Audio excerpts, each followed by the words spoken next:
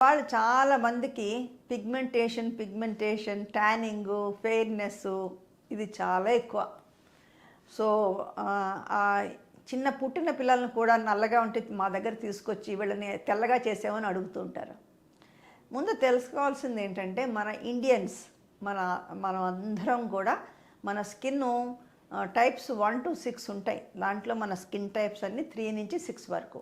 3-6 వరకు ఉన్న స్కిన్ ఎప్పుడూ కూడా ట్యాన్ అవుతుంది.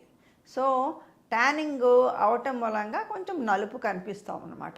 కానీ మనకి ఇది యాక్చువల్గా నిజంగా చెప్పాలంటే ఒక రకంగా వరం అన్నమాట. మనకి వరం ఇచ్చినట్టే, దేవుడు మనకి వరం ఇచ్చినట్టే. ఎందుకంటే మనకి స్కిన్ క్యాన్సర్స్ చాలా చాలా తక్కువ. ఈ ఈ ట్యానింగ్ అవటం మూలంగా మన స్కిన్ ట్యాన్ అవటం మూలంగా ఈ స్కిన్ క్యాన్సర్స్ మనకి చాలా తక్కువ. స్కిన్ ట్యాన్ కాని వాళ్ళకి స్కిన్ క్యాన్సర్స్ ఎక్కువ. అంటే ఇప్పుడు మనకి చిన్న ఎగ్జాంపుల్ ఇస్తాను. విటిలిగో వైట్ ప్యాచెస్ ఉన్నాయి చూడండి, వాళ్ళకి ట్యాన్ కాదు. ఎందుకంటే వాళ్ళ దాంట్లో మెలనోసైట్స్ పిగ్మెంట్ ప్రొడ్యూస్ చేసే నల్ల కణాలు ఉండవు. అంచేత వాళ్ళకి స్కిన్ క్యాన్సర్ వచ్చే ఛాన్సెస్ ఉంటాయి. అలాగే తెల్లవాళ్ళు స్కిన్ టైప్ 1-2 యూరోపియన్స్ వాళ్ళంతా కూడా వాళ్ళు ట్యాన్ కారు. అంచేత వాళ్ళకి స్కిన్ క్యాన్సర్స్, వాళ్ళ మెయిన్ ప్రాబ్లం అంతా స్కిన్ క్యాన్సర్సే. సో మనకి నిజంగా ఇది ట్యానింగ్ అనేది దేవుడిచ్చిన మనకి వరం అన్నమాట. సో చాలామంది ట్యానింగ్ అని పిగ్మెంటేషన్ అని చెప్పేసి అడుగుతుంటారు. ట్యానింగ్ నిజంగా చెప్పాలంటే దానికి పెద్ద ట్రీట్మెంట్ తీసుకోవద్దని నేనైతే సజెస్ట్ చేస్తాను. ఎందుకంటే నేను ఆల్రెడీ చెప్పాను, ఇది సహజం. మనం ఎక్కడికైనా బీచ్కి వెళ్ళినా, లేకపోతే బయట ఎండలో తిరిగినా, హిల్ స్టేషన్స్కి వెళ్ళినా అక్కడ ట్యాన్ అవటం సహజంగా ఉంటుందన్నమాట. కొంతమంది మరీ ఎక్కువ అవుతారు ట్యానింగ్, కొంతమంది తక్కువ అవుతూ ఉంటారు. సో ఈ ట్యానింగ్ గురించి కాదు, కానీ మిగతా పిగ్మెంటేషన్ అంటే ఇప్పుడు మంగ్ అంటారా, అది పిగ్మెంటేషన్. అలాగే కొంతమంది హెయిర్ డై వేసుకుంటారు, దాని మూలంగా పిగ్మెంటేషన్ వస్తుంది. అలా రకరకాల కొన్ని స్కిన్ జబ్బుల మూలంగా కూడా పిగ్మెంటేషన్ వస్తుంది. దానికి తప్పనిసరిగా ట్రీట్మెంట్స్ తీసుకోవాలి. దానికి ట్రీట్మెంట్స్ కూడా ఈ పిగ్మెంటేషన్ ట్రీట్మెంట్స్ కూడా 2 రకాల నుంచి 3 రకాలుగా ఉంటాయి. ఒకటి ఏంటంటే పిగ్మెంటేషన్ రాకుండా జాగ్రత్త పడటం ఒకటి, రెండోది వచ్చిన పిగ్మెంటేషన్ తీసేయటం ఒకటి. పిగ్మెంటేషన్ రాకుండా ఎలా జాగ్రత్త పడాలి? ఎప్పుడూ కూడా మనకి పిగ్మెంటేషన్కి సన్లైట్ ఒకటి, పొల్యూషన్ ఒకటి, బయట సీజనల్ చేంజెస్, వీటన్నిటితో కూడా పిగ్మెంటేషన్ ఎక్కువ తక్కువ అవటానికి ఛాన్సెస్ ఎక్కువ ఉంటాయి. అలాగే ఆడవాళ్ళు వంట ఇంట్లో వాడే స్టవ్స్, వాటి నుంచి కూడా వేడి, మైక్రోవేవ్స్ నుంచి వచ్చే వేడి, ఇవన్నిటితో కూడా ఈ ఎల్ఈడి లైట్స్, ఈ మధ్య కాలంలో అందరూ వర్క్ అంతా కూడా ఎల్ఈడి లైట్స్ కింద చేస్తున్నారు. And also screens, TV screens కానీ, మామూలు ల్యాప్టాప్ స్క్రీన్స్, ఈ స్క్రీన్స్, మన సెల్ ఫోన్ స్క్రీన్స్, వీటన్నిటితో కూడా మనకి పిగ్మెంటేషన్ ఎక్కువ అయ్యే ఛాన్సెస్ ఎక్కువ ఉంటాయి. సో తీసుకోవాల్సిన జాగ్రత్త ఒకటి, ఫిల్టర్స్ ఉంటాయి యూవీ లైట్ రాకుండా, అవి మీరు ఆ స్క్రీన్స్ మీద పెట్టుకోవాలి. అలాగే మనమేమో మన స్కిన్కి సన్ స్క్రీన్స్ రాసుకోవాలి.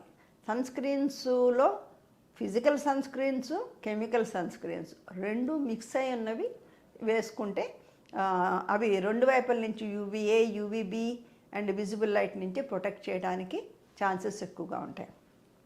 అదొకటే కాకుండా మనం తినే ఆహారంలో కూడా యాంటీ ఆక్సిడెంట్స్ ఎక్కువ ఉన్న వాటిని కూడా మనం ఎక్కువగా తీసుకోవాలి.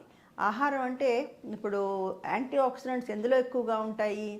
ఫ్రెష్ ఫ్రూట్స్, కలర్డ్, ఇప్పుడు మన తీసుకునే బెర్రీస్, బ్లాక్బెర్రీ, బ్లూబెర్రీస్, ఈ బెర్రీస్ అన్నింటిలో ఎక్కువ ఉంటుంది. క్యాప్సికమ్, కలర్డ్ క్యాప్సికమ్స్, వాటన్నింటిలో ఎక్కువ యాంటీ ఆక్సిడెంట్స్ ఉంటాయి. క్యారెట్, గ్రీన్ లీఫీ వెజిటబుల్స్, వీటన్నింటిలో కూడా యాంటీ ఆక్సిడెంట్స్ చాలా ఎక్కువ ఉంటాయి. సో యాంటీ ఆక్సిడెంట్స్ ఎక్కువ తీసుకుంటే మనకి ఫోటో డ్యామేజ్ ప్రివెంట్ చేసుకోవచ్చు అన్నమాట. సో కొంతవరకు ట్యానింగ్ కూడా రాకుండా హెల్ప్ చేసుకోవచ్చు. పిగ్మెంటేషన్ ఎక్కువ కాకుండా మనం హెల్ప్ చేసుకోవచ్చు. సన్ స్క్రీన్ రాసుకోవడం ఒకటే కాకుండా మీరు బయటికి వెళ్ళినప్పుడు అంబ్రెల్లా పెట్టుకోవటము, లేకపోతే మాస్క్ ధరించటము. ఈ మధ్య కాలంలో మీకు చాలా ఆన్లైన్ వాటిల్లో యూవీ ప్రివెంటివ్ మాస్క్స్ అవన్నీ కూడా చాలా అవైలబుల్ ఉంటున్నాయి. సో అవన్నీ మీరు యూజ్ చేయాలి. మీకు పిగ్మెంటేషన్ తగ్గించాలి అంటే తీసుకోవాల్సిన జాగ్రత్తలు ఇవి చాలా చాలా ఇంపార్టెంట్. దీని తర్వాత ఉన్న పిగ్మెంటేషన్ తీసేయడానికి క్వాలిఫైడ్ డెర్మటాలజీ దగ్గరికి వెళ్ళి ఫస్ట్ ఆ డెర్మటాలజిస్టు ఫస్ట్ చూసిన తర్వాత కొన్ని టెస్టులు అవన్నీ చేస్తారు. అది ఆ స్కిన్లో అది పై పొరల్లో ఉందా, లోపల పొరల్లో ఉందా పిగ్మెంటేషను, అసలు ఏదన్నా వేరే జబ్బు మూలంగా వచ్చిందా ఈ పిగ్మెంటేషన్ అని టెస్టులు చేస్తారు. స్కిన్ బయాప్సిస్ చేస్తారు. ఇవన్నీ చేసిన తర్వాత అప్పుడు దానికి ట్రీట్మెంట్ స్టార్ట్ చేస్తారు. క్రీమ్స్ ఉంటాయి, కొన్ని పిగ్మెంటేషన్ తీసే క్రీమ్స్ ఉంటాయి. ఆ క్రీమ్స్ తోటి కొన్ని విధాలుగా తగ్గించడానికి చూస్తారు. అలాగే ఎక్కడైనా ఇప్పుడు పిగ్మెంటేషన్ ఇంకా వేరే బాడీ పార్ట్స్ మీద స్ప్రెడ్ అవుతుందంటే లోపల నుంచి మందులు ఇస్తారు స్ప్రెడ్ ఆపడానికి. ఇవి కాకుండా ప్రొసీజర్స్ కూడా చేస్తారు. కెమికల్ పీల్స్ అని, లేజర్స్ అని, ఇలా ప్రొసీజర్స్ కూడా ఈ పిగ్మెంటేషన్ తగ్గించడానికి, ఉన్న పిగ్మెంటేషన్ తగ్గించడానికి ఈ టైప్ ఆఫ్ ట్రీట్మెంట్స్ చేస్తారు. సో రెండు అనమాట. ఒకటి పిగ్మెంటేషన్ ఉన్నదాన్ని ఎక్కువ అవ్వకుండా చూసుకోవడానికి తీసుకోవాల్సిన జాగ్రత్తలు, సన్ స్క్రీన్స్, ప్రొటెక్షన్ అవన్నీ చేయటం. అలాగే ఉన్న పిగ్మెంటేషన్ని క్వాలిఫైడ్ డెర్మటాలజిస్ట్ దగ్గరికి వెళ్ళి అసలు ఏంటి కారణం ఏంటో తెలుసుకుని దాన్ని బట్టి దానికి తగ్గ ట్రీట్మెంట్ తీసుకోవటం. ఇలా రెండు విధాలుగా మనం పిగ్మెంటేషన్ అంటే హైపర్ పిగ్మెంటేషను తగ్గించుకోవడానికి ఛాన్సెస్ ఉంటాయి. ఏదేమైనా సరే ట్రీట్మెంటు మ్యాజికల్గా ఒక నెలలో తగ్గిపోవాలి అలా అని అనుకోవడానికి లేదు. ఈ ట్రీట్మెంట్స్ అన్నీ కూడా నెల దగ్గర నుంచి 2 సంవత్సరాల వరకు, 5 సంవత్సరాల వరకు కూడా ట్రీట్మెంట్స్ జరుగుతూ ఉంటాయన్నమాట. సో ఒక్కొక్క జబ్బుకి ఒక్కొక్క రకంగా ట్రీట్మెంట్స్ ఉంటూ ఉంటాయి. సో వీటన్నిటికీ కూడా పిగ్మెంటేషన్కి వాటికి ఎక్కడ పడితే అక్కడికి వెళ్ళిపోకూడదు. క్వాలిఫైడ్ డెర్మటాలజిస్ట్ దగ్గరికి వెళ్ళి వాళ్ళు చెప్పినట్టుగా మీరు ట్రీట్మెంట్ తీసుకోవాలి.